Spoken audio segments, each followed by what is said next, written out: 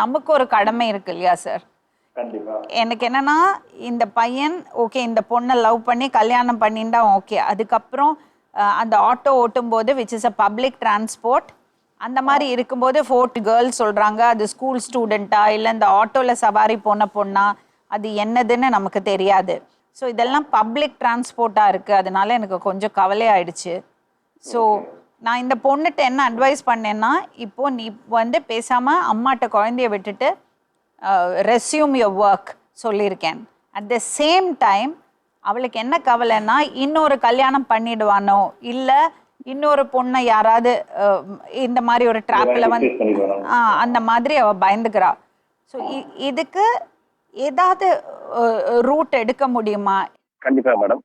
அதாவது இந்த வழக்கை பொறுத்தவரை மேடம், இந்த பையனோட கேரக்டர் மொத்தத்துல இது சரியில்லை.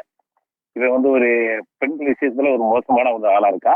இதனால உங்களுக்கு ஒரு தண்டனை வாங்கி கொடுத்து ஒரு சமுதாயத்துக்கு ஒரு விழிப்புணர்வை ஏற்படுத்தணும். இதே மாதிரி மற்ற பெண்களும் பாதிக்கப்படாம இருக்கணுங்கிறதுக்காக நம்மளோட நோக்கம்.